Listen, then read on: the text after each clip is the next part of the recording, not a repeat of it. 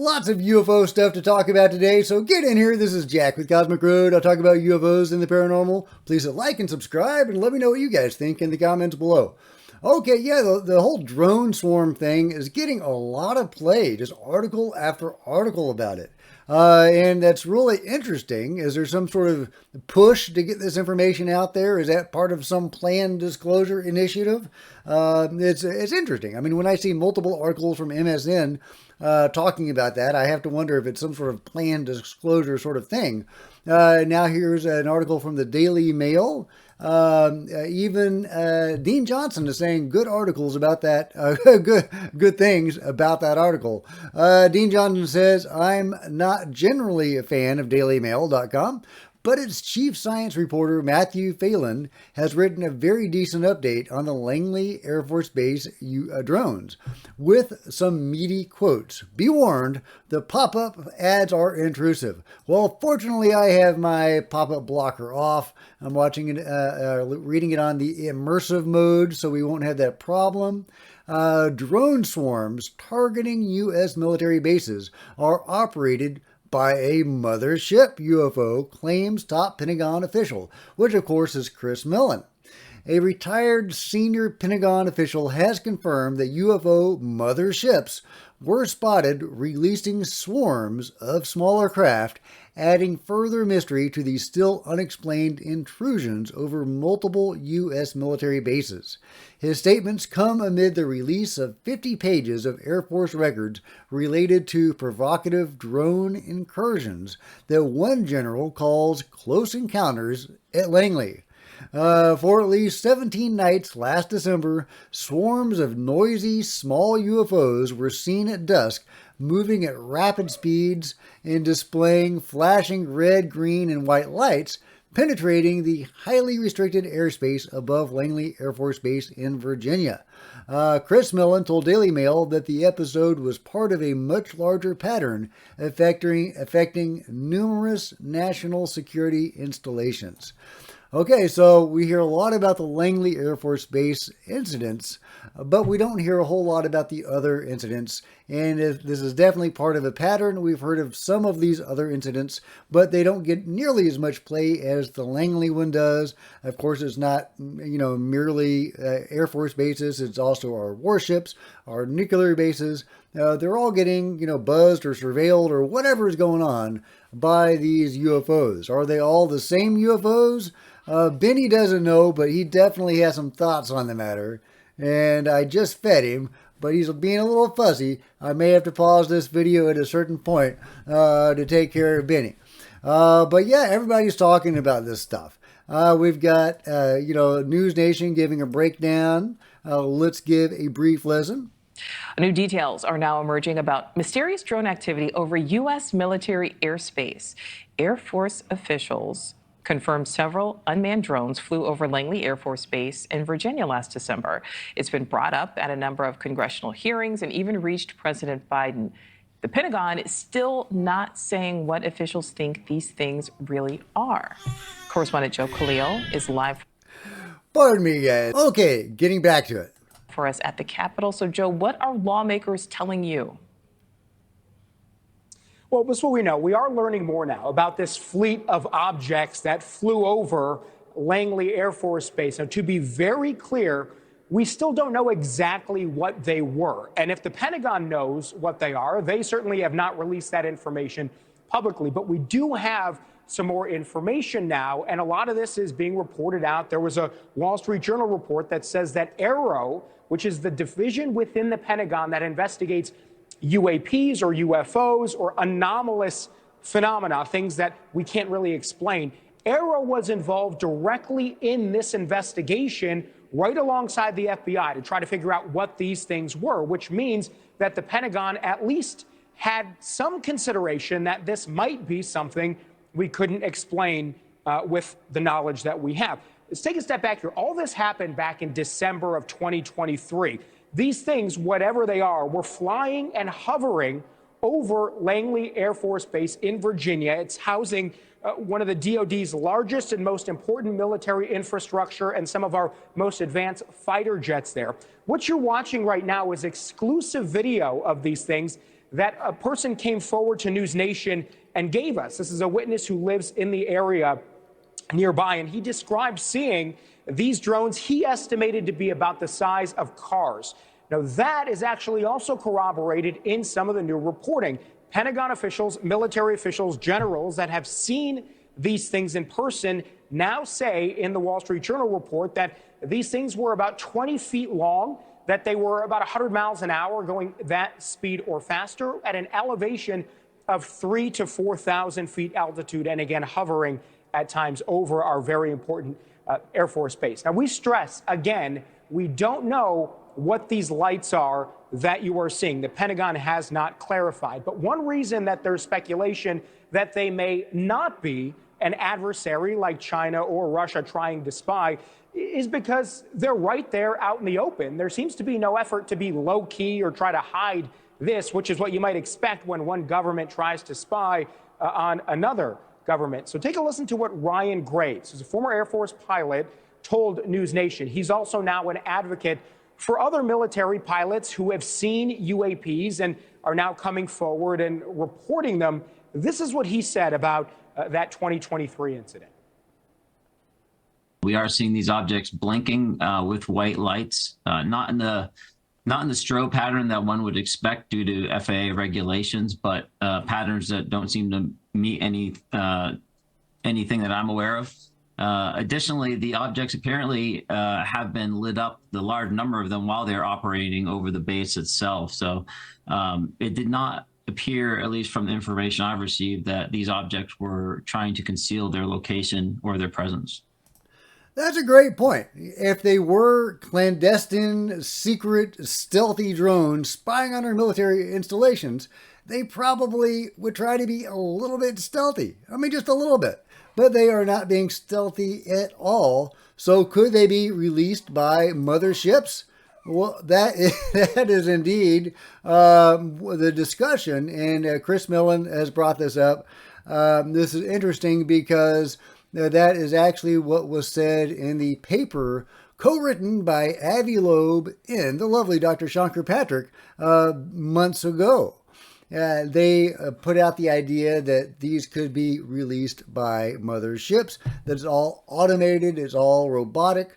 There doesn't need to be any living beings involved in this. There could be a robotic mothership, traveling through the galaxy, seeding these drones, to gather information. So is Chris Mellon's idea of a mothership corresponding to that? Is it the same idea? Is it an effort to get, the idea that UFOs are real, but hey, don't be alarmed because they may not be operated by living beings, so people don't have quite the cognitive dissonance. I don't know. But people are talking about it. Jason Calavito says, Chris Mellon pushes back on reports that drones swarming military bases could be Russian or Chinese, alleging UFO motherships are controlling them. He's doing his best to try to take back the narrative for the aliens when non-ufologists have moved on. Chris Mellon fires back. Closed people like Calavito undermined science and national security for decades by creating a stigma that intimidated people from reporting or investigating UAP incidents. Those days are over. The facts speak for themselves. Merrick von Rennenkamp replies precisely, and the mothership dynamic is well documented, including in one notable 2019 instance where a Nebraska sheriff deputy observed 30 to 50 objects that returned to the larger drone and departed the area. Now, I don't like the idea of returning to the larger drone. We don't know if there were any beings in the larger craft or not, if it was a drone or not. So that's a supposition. But I have shown in previous videos motherships, the craft that seem to release a smaller craft. That does seem to be a thing. So are those automated craft? Are there living beings inside the craft? Does it even matter? Because as we hear from so many experiencers, the craft themselves are alive and have a consciousness. So very interesting stuff. It's amazing that this is getting so much play. And again, I have to wonder if this is part of some disclosure initiative and that there's some sort of push behind getting this story out there. And it's helped along by the idea that it's all drones, it's all automated. You don't have to have living beings involved in this story. Reducing ontological shock. Also, you have the military adding credibility to it. Yeah, very interesting. I guess it's good stuff, and I should be positive about this story getting out there to the public. I'm a little wary of the spin that may be being put on it. So is Benny. But I do like the fact that we have an effort across multiple media outlets and people like Chris Mellon trying to get this story out to the public. And that's a good thing. Here's a possible example of a craft releasing other craft. In other words, a mothership. Is that actually what's going on here? Is this legit footage? Who knows, guys? Who knows? But this is an example of possibly what we're talking about, or at least some of it. So I guess that would be the mothership. And then in a second, we'll see it releasing other smaller vessels. Look at that. Interesting how it just kind of drops them out there, and they just kind of float away. And this one seems to be very saucer-like. There it's on its side. But yeah, is that a flying saucer releasing little spheres? Is that what we're looking at? Or is that a more lenticular shaped craft? Is this legit footage at all? Maybe it's all Chinese lanterns. I don't know.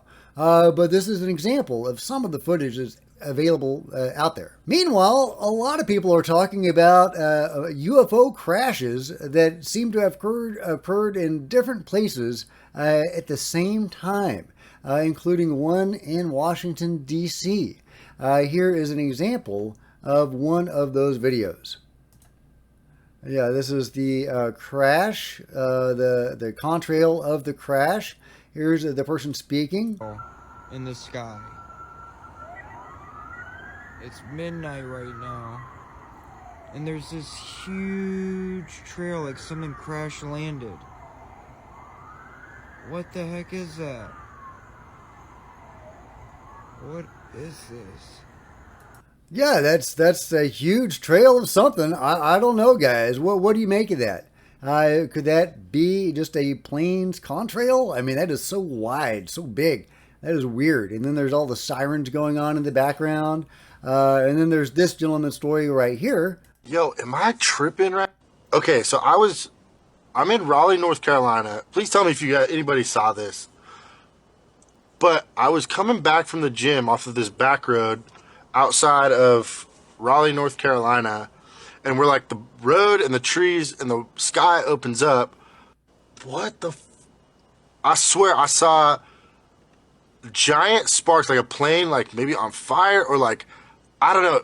But it was like, there was sparks across the sky, and it left like a huge, like, illuminated smoke trail, like, behind it for a long time. And then, like, 3 seconds later, the biggest aircraft I've ever seen in my life flies right over my truck, and it was completely silent, and it had like 4 flashing lights on it. What? Yeah, that's a crazy story, and he follows that up with this. Others were saying maybe it was the flyover for the NC State football game. Possibly. But I looked up the flyover. It wasn't what I saw, unless, maybe it could have been. But I'm telling you, this thing was like a sparkler in the sky. Like, it was huge. And then, okay, the sparkler in the sky thing. Now, a lot of people were sharing this video over Washington, D.C., saying this was a UFO crash. So, definitely sparklers in the sky. Is this what he saw, or something like this? It's got a wide contrail, right? It's got big sparkly things. And but it was not a UFO. Here's the full thing. You can see that it was part of a fireworks show. Check it out. Pretty cool fireworks show. Oh, but not a UFO. Not a UFO. So it's unclear if this is a real UFO crash or shoot down or a real UFO event. But yeah, let me know what you think about this in the comments below. Meanwhile, remember Jack Sephardi's information about seeing the 4K video of the alien making musical dolphin noises? Well, we have some more details about that, how that alien wound up where it wound up. From UAP 1, Jack Sephardi says, this grazed craft, it was alleged to me, was shot down in a battle with another NHI, which was why the military team went looking for it. Yeah, so definitely not the first time we've heard about UFOs fighting with each other. I'm not sure when this incident is supposed to take place, and that might be important because, you know, we need to know if the beings are still fighting with each other. But either way, it looks like there was a survivor of this fight, and that is the being that Jack Sephardi saw, and that was making musical dolphin noises, according to Jack Sephardi. Meanwhile, Danny Sheehan says, without enhanced protections, the 40-plus UFO/UAP whistleblowers waiting to come forward with first-hand knowledge of the phenomenon, including information about crash retrieval and reverse engineering programs, will remain in the shadows. So yeah, it definitely seems like we need better protections for these guys to come out. Hopefully we're going to get some whistleblowers coming out very, very soon, imminently, to use Lou Elizondo's phrase. But maybe we would get more if we had better protections in place. I sure hope that if nothing else passes as part of the UAP amendment in the NDAA, I sure hope that passes, because we seem like we need that. And if we can get that, we can get more whistleblowers, more witnesses, more participants to come forward, and then we can get more and more of the UAP amendment passed as we put more pressure on Congress. Meanwhile, let's give a listen to what George Knapp has to say about the whistleblower responsible for the information related to Immaculate Constellation. Even the identity of the person, what their state of mind is right now. Now that it's out, the story is known. Is somebody looking, I would imagine somebody is really looking for that person. If there is one person in particular, they got to be scared shitless. This does not boil down to one person. Right. We have to get that out of everybody's head. Okay. It's not true. There is an individual that has been talked about and is a patriot and has been walked into offices, and Michael Schellenberger reported on. That is true. That is public. There you go. Other than that, I am not saying shit. And here's the reason. At this time, if people's names aren't leaked, if information isn't leaked, the world will learn about it on November 13th. There is a way in which the world is 100% no stopping it, gonna learn about it on November 13th for the congressional hearings. Now, there's a dramatic way that can happen and an undramatic way. If anybody were to fuck with witnesses or us or anybody involved, it's gonna be dramatic. And we don't want that. We want the information out. And if it's the dramatic way, then all of a sudden, other people coming forward too. Okay, there you go. Undramatic or dramatic. I would assume that dramatic would be the whistleblower himself coming forward.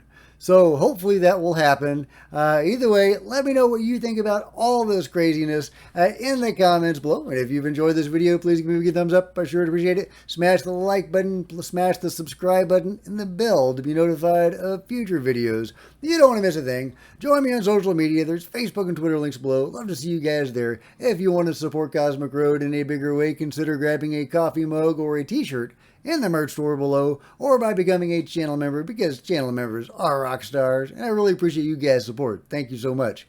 Meanwhile, there's plenty of other videos on the channel, and I'll see you guys next time. This is Jack with Cosmic Road, signing out.